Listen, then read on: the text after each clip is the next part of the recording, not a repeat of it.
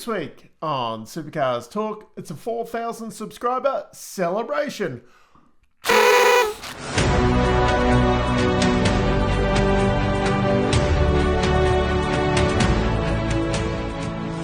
big news this week is that finals drivers will get to have orange numbers on their cars. Usually reserved for the championship leader. On the final 3 rounds, those people in the finals will have orange numbers on the car, so you know who is in the finals, just in case you don't hear Scafie and Crompton tell you about 50 million times every 3 minutes over the telecast. So glad we've got that out of the way. Anyway, the actual big news this week is 4,000 subscribers for the channel. It's been a long time coming, this one. I am a little bit excited, as you can tell. Not sure why. I was really excited to get to 1,000 because obviously then you can monetize the channel. And 2,000 and 3,000 kind of, went by the wayside. 4,000 just seems like it's taken a very long time, but we finally got there last week. Very, very exciting. So we'll have some special things on the show this week to celebrate. Not a heap of news this week, so a few different things. I had a really, really exciting weekend at the Diecast Model Expo. I got myself some goodies. I made a promise to new friend William Hall that I would, have the bag front and center. I have some goodies in the bag to do some unboxings. They may not all be from Authentic Collectibles, which is why I ended up with the bags. Actually, that bag actually doesn't have anything in it. So I'll get the cleaner in to clean that up later. Too bad I am the cleaner. Anyway, the actual big news, people actually come here for Supercars news. So thank you to all those subscribers. The big news, Cam Hill, it's been confirmed he will be leaving Matt Stone Racing at the end of the year. We've kind of suspected it for a while. Because I'd bought this merch, I may have, in a silly season update, not that long ago, had said I thought Cam Hill was going to stay. That was a little bit of, wishful thinking because now my merch is quickly out of date. So I'm going to get my money's worth over the next couple of months. Anyway, Cam joined the team in 2023, signing a 3-year contract at the time. It was quite a quiet start to his campaign there, finishing 23rd in the championship that first year, moved up to 13th in the championship last year, just, slowly improving. Then this year we got to see him take his first podium and then win at Albert Park. He had been kind of a solid top 10 runner in the championship until very recently, where he's dropped back to 13th again. Be interesting to see whether he can kind of make it back into the finals, but I think he will be sitting out the finals this year. The big question on everybody's lips is, where will he be going next year? Down south from Canberra to Albury. You heard it here, probably second, because everybody else has been saying the same thing for a while. Cam is Toyota bound. It just hasn't been confirmed yet. In other news this week, Dave Reynolds and Lee Holdsworth will be running a grape livery tradie energy car at Bathurst. I think this might be the best one to date. Kind of looks cool. Will be interesting to see if anyone else pops up with special liveries for Bathurst. Of course, I think we're going to see the number 14. I very much suspect that's going to have like an Automotive Superstore livery on it, going by their, I think it was Automotive Superstore that was actually on their race suits for Adelaide. And then, whether anyone else pops up anything different for Bathurst. And do we call this a special livery for Dave Reynolds, considering, they've been just filtering through the different flavours during the year, because we all know that special liveries do not win the great race. Other news this week, it's expected that Blanchard Racing will become a Triple Eight customer next year. On Triple Eight side, they need to fill the void as they will be losing Matt Stone Racing, Premier Racing and BJR as customers next year while they move on elsewhere with their Chev and Toyota programs. And then Blanchard Racing, they're currently a customer of Walkinshaw and Andretti United, which that won't work next year with Walkinshaw's going to Toyota and Blanchard staying with Ford. So the stars have aligned for them to become a customer. It's expected that like Groves, Dick Johnson Racing and Tickford will, continue kind of to do their own thing, and they're not interested in linking up with Triple Eight at this stage. The other kind of news from it is Blanchard's had ordered 2 Mustangs from Jimmy White or Erebus, to improve themselves. It's expected that the second one of those will be on-sold to DJR, the one that has not hit the track yet. That will go to DJR, while then Blanchards will update their fleet with Triple Eight cars at some point. When Triple Eight gets a chance to build some more Mustangs, because they're busy building some of their own right now. The other big talking point this week is about the 2026 calendar, which these talks will not go away. The big thing is whether it will actually expand or could it actually contract.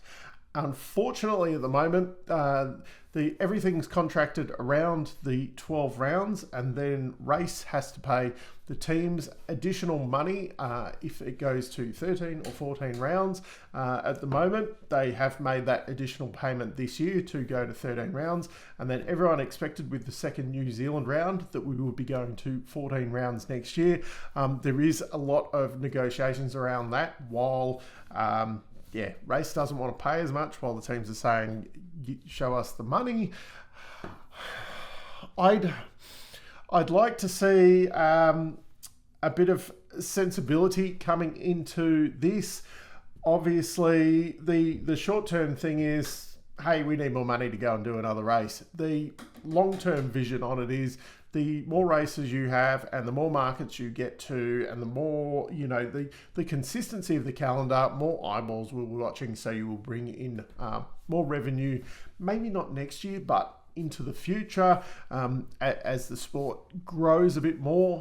One of the big issues I think the sport facing at the moment is that consistency, that it does kind of go disappearing for long periods of time, whereas if you can have a calendar that's a bit more evenly spaced, it does make it a lot easier to follow, because you get that consistency and people talking about it. Where it does disappear a little bit, people forget about it a little bit. Obviously the free-to-air stuff doesn't help, but a lot of people these days do have the pay TV, and you can watch your highlights on on the free-to-air and things like that. But I think if you did have a bit more of that consistency where people knew where to find it, I'm not saying let's go to 70 billion races a year like Formula One does, but I know people are a bit like, oh, there's no Formula One this weekend, but it'll be next weekend kind of thing. Like, it is that very consistent, like bang, bang, bang, bang, bang all year. And even though the IndyCar series is very compacted, they do have it, very much, kind of basically every week while their season's going. But anyway, please, let's have 14 rounds next year, because I don't want to see, they're talking about QR or Sandown or both of them being dropped for next year, and I don't want to see either of them go, and I'd love to see Winton get added on there as well. But anyway, this is the 4,000 subscriber celebration episode, so I thought it would be a good chance. As a lot of you know, I went up to Queensland a few weeks ago for work, and while I was up there, channel partners, Motorfocus and Pit Lane Partners are both based up there. So I took the chance to go up there and do some filming while I was there. So I've got an interview with Al from Pit Lane Partners, but kicking it off, I did a tour of the Motorfocus shop. So here we are outside the shop, doing a full walk-in. There is my sexy beast of a rental car, the Outlander, that, really boring drive, that one. Anyway, it is kind of in a factory. There you can see me in the window, and walk through the door. The staff there willing to help with any questions you've got.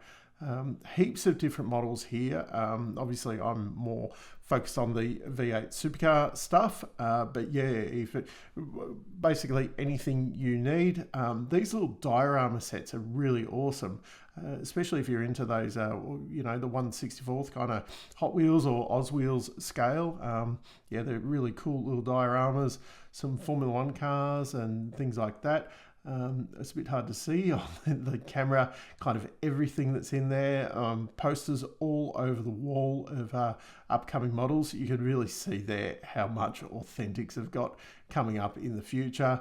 They make these retro stickers as well that you can buy there. Small posters up on the wall of classic collectibles that are coming up, and then some of the stuff that they have in stock to buy. All this stuff is listed on their website if you want to take a look there.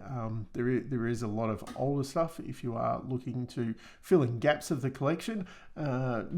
Nothing is free, but yeah, the pricing is quite reasonable. There is a clearance section as well, so do check that out on the website. You can grab a bargain. But then, yeah, I took a bit more time filming through some of the older cars there that they've got on display. There's stuff for the truck guys, judging by the Model Expo. That is really, really big. A lot of people into collecting the trucks. Quite a few there. Some really original classic collectible models there. I've got some of those myself hidden away. The Rene Gracie Audi that was a Motorfocus exclusive. They also do bring in some of the Shane Van Gisbergen NASCARs and some new and old Formula One cars there as well. Staff only, so can't enter in there. And then the kind of the really special models here in the middle display. These really cool dioramas. And some of the 1/12 scale cars from Classic Collectibles there. I really want to get one of those for my collection, but the budget just doesn't quite fit. And here's a really good showing of the 3 different scales. That 1/12 really makes the 1/18 look tiny, and then the 1/43 is nothing in comparison to that. But that's a walkthrough of the Motorfocus shop. As you can see, they have so much on sale there. A couple of the Diecast Model Expo exclusive models there from history as well. You can pick up all those, and some classic cars. And but basically any type of model you want, they have it there. So definitely, if you're in the Archerfield area in Queensland, go and check them out. So that was my walkthrough of the Motorfocus premises. As I said, definitely go and check them out. The team there, they're only happy to help, with what they can. And interview here with Al from Pit Lane Partners, explaining kind of how we got together and what they do and what they can do to help you. So I'm sat here at MSR with Al, who is the commercial director of the team. We just had a quick walk around of the facility, which I'll insert some clips at some point of having a walk around, a bit of a look around. But what I wanted to get Al on for, he's not only the commercial manager at MSR, he also runs Pit Lane Partners, who is a sponsor of the channel. And wanted to get you on here and just have a bit of a chat about what Pit Lane Partners is. But I think kicking it off, a bit about how we got to know each other. I vaguely remember many, many years ago now getting an email from someone at Matt Stone Racing basically saying, hey, I like your videos and that. Do you want to, get in contact? Maybe we can do something together. And the results weren't great at that point, and I was probably a little bit concerned about what's the motive behind this. Am I going to get blasted or anything like that? But you reached out and got in contact, and we've kind of been friends ever since. Yeah. Thanks, Dave. Nice intro. Yeah. I like podcasts in general, and I saw yours a few years ago. I got to MSR in 2019 when we had one car, and you might remember the Silver Bullet, and it had rotating sponsors, so we didn't have a big commercial program yet, and we're a tiny team of maybe 9 or 10 people, and with a long way to go to get to where we are today. And then throughout the next year, I think, is when I came across you in 2020 when we were running the super light car. Yes. And I just found your podcast not just honest, but fairly accurate for someone that doesn't work in a team every day. And I found it really refreshing. It wasn't complimentary of us because we weren't complimentary of ourselves at the time, and so we got no problems with criticism when you deserve it. And I just really like that, and I just reached out to let you know I'm watching the podcast, and if there's anything we can do to help with your podcast, let us know. And I think since then you've had some of our contacts or drivers on, which has been really cool, and it's been our pleasure to invite you into the garage because we love your podcast, and I just think the closer you can get to supercars, the better your podcast is going to be. And so we just want to help you with that journey and wish you all the best. And thank you. I really appreciate it, and I hope the viewers have got a lot out of getting that kind of insight and a bit more, because it is difficult, and not a lot of the teams are as forthcoming, especially for independent things like this. But we're here more to chat about Pit Lane Partners, who you would have seen the name at the start, and I've mentioned them a few times, but that is your side business, I suppose? It's not that complicated. It's just I've been a businessman my whole life in the driving industry. So I have a company, and when I came to work for Matt Stone in 2019, I just for taxation reasons and stuff, just wanted to continue working here through my company. But I'm essentially been a full-time employee. But then an opportunity popped up for me to continue helping Matt Stone as I had been, but help some other customers as well. So I created the Pit Lane Partners brand, and look, approximately a few hours a week or whatever is necessary. I'm also helping the Trans Am and TA2 categories. As you know, they've just been bought by a new owner group. Really smart, great bunch of guys that know how to run a business. And I just like Matt Stone, I like helping people who need a hand. And when I came to MSR, Matt definitely needed a hand commercially at the time. And these guys probably don't need me. They're pretty commercially minded over at TA2, but they've got other things to do and other businesses to run, or run the whole of TA2, and my specialty is sponsorship. So look, at Pit Lane Partners, what we are looking for as customers are top brands that want to be involved in the category of either supercars or Trans Am TA2. So all of our customers, when I say our customers, I mean Pit Lane Partners customers that sponsor Matt Stone Racing or TA2. They're looking to get their name in lights and do cool things and do money can't buy experiences and all those reasons why people sponsor race cars. I sponsored your podcast to see if there's any sponsors watching that would like to be involved in supercars or Trans Am, because we've got some good opportunities at this time of the year. This is when we start, working out or finalising next year. Or, we're even working with a brand at the moment on 2027, for example. So some brands like to plan a long way in advance. So I just thought I'd get my name out there a little bit by sponsoring you. Just in case someone wants to talk to a company that understands all the commercial realities, and it's a bit of a jigsaw puzzle. Trying to sponsor a race team or a category, you can't conflict with an existing sponsor with your product and all that sort of stuff. And depending on people wanting to join a monster team. Exactly. So depending on your budget, I do know exactly where the best bang for buck is. I'm across the whole industry. I even know what sort of properties some of the other teams have available, even though I don't work there, just because a lot of us know what's going on in the game. Future things like the Perth Street Race is something that I'm pretty excited about. Pit Lane Partners has a full-time agent who works alongside our partners here at Retrovision, based in Perth, or actually in Bunbury in WA. So we've got a footprint over there. So really excited about working on that street race project in the future, because we just have a huge number of current partners in WA. So that's sort of my focus in life. is the success of Matt Stone Racing, Trans Am, and a good solid focus on WA. Yep. So if you're looking to get your business into Supercars, TA2, Trans Am, contact Al at pitlanepartners.com.au, I think it is. Yeah. It's actually just .com. I'm not sure why I did that. You know, maybe it was global domination we were heading for. But, it's easier to get a .com name. That's why it's supercarstorque.com. But all the details are down in the video description if you do want to get in contact with Al. And if you're a driver looking for sponsorship, look elsewhere. Yes and no. We are really focused on our clients are really Matt Stone Racing, and then the big clients of Bendix and people like that.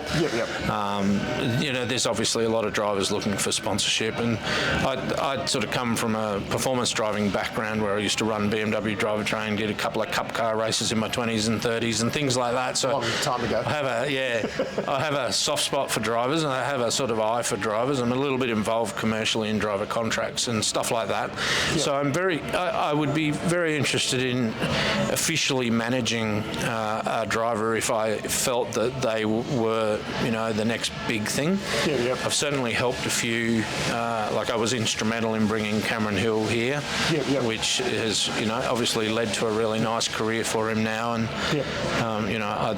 I'm always happy to help drivers with what I would call management, but I don't really have the time. And it's not just me, my company doesn't really have the time running around looking for what I would call smaller sponsors just for drivers.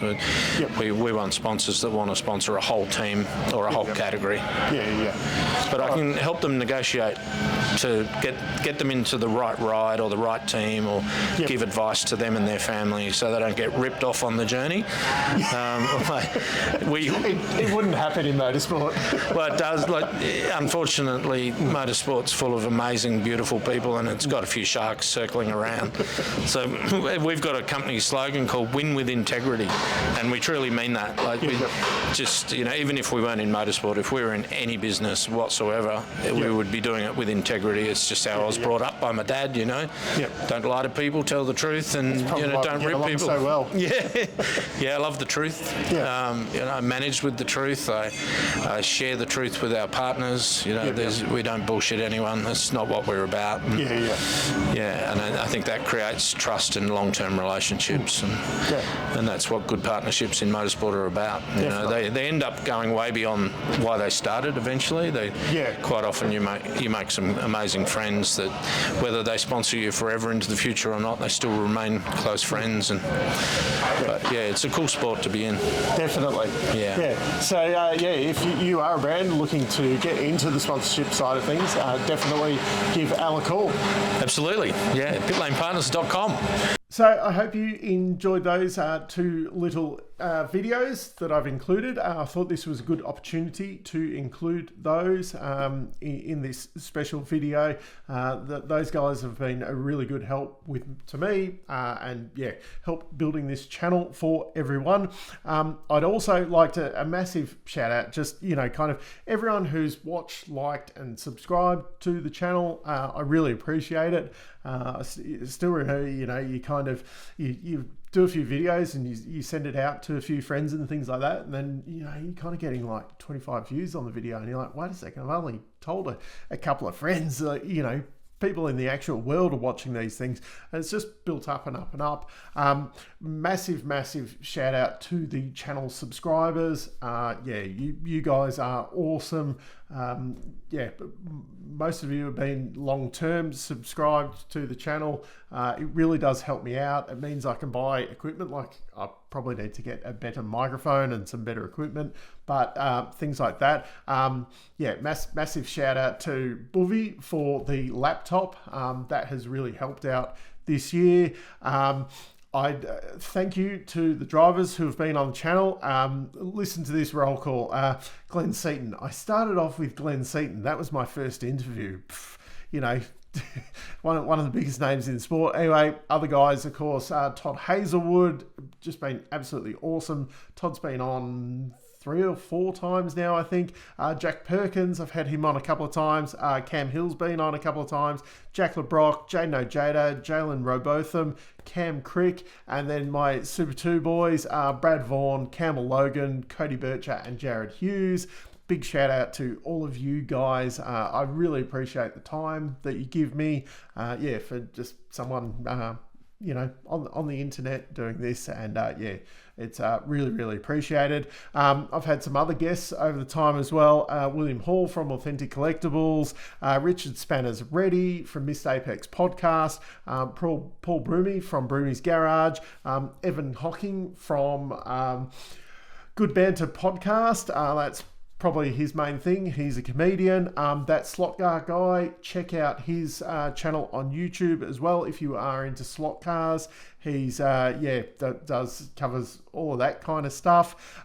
Jonathan Simon, who he's actually on proper TV now, but I got to know him from Missed Apex Podcast. And I'd also like to thank, I've had a couple of friends that have co-hosted over the time, Scott, Glenn, and Matt as well. Just really, appreciate all of that stuff. Let's hope that the channel continues to grow, and hopefully we'll have bigger and better things. I do have some plans, hopefully moving into next year. Obviously this year has been quite difficult time-wise and things like that, but hopefully next year, even kind of in the off season, that I can get a few more things in place to make things bigger and better. I mean, even, things like the green screen has, seemed to lift things up this year. And then hopefully, as I said, I want to do a bit with microphone and some sound stuff in this room, which has all kind of just been put on the back burner, unfortunately, with everything going on this year. But just thank you to everyone. I'm really excited to reach this milestone, and hopefully it doesn't take quite as long to get up to the 5,000. But anyway, once again, thank you from me. I'm still Dave, and I'll catch you later.